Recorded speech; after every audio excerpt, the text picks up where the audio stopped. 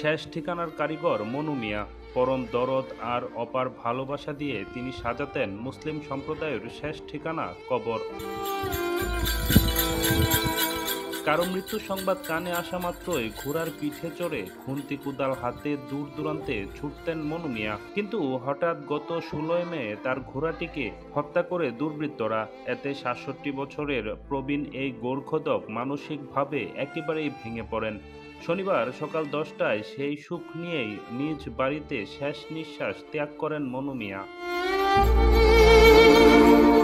কিশোরগঞ্জের ইটনা উপজেলার জয়সিদ্ধি ইউনিয়নের আলগাপাড়া গ্রামের বাসিন্দা মনু মিয়া। মাত্র 18 বছর বয়স থেকেই বিনা পারিশ্রমিকে তিনি কবর খুঁড়েছেন 3000-এরও বেশি মানুষের। ঘোড়ার পিঠে চড়ে তিনি ছুটতেন মৃতের বাড়িতে।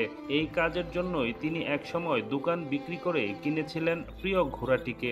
দীর্ঘ 49 বছর ধরে বিনা পারিশ্রমিকে কবর খননের কাজ করে গেছেন তিনি। অসুস্থতার সময় মনু মিয়া গণমাধ্যমকে জানিয়েছিলেন সুস্থ হয়ে নিজের টাকায় হজে যেতে চান। অনেক মানুষ বলেছেন হজে পাঠাবে, কিন্তু রাজি হননি। বলেছিলেন, আমি খুব তাড়াতাড়ি ভালো হয়ে যাব, তোমরা সবাই দোয়া করো। আমার কোনো টাকা পয়সা চাই না, শুধু দোয়া চাই।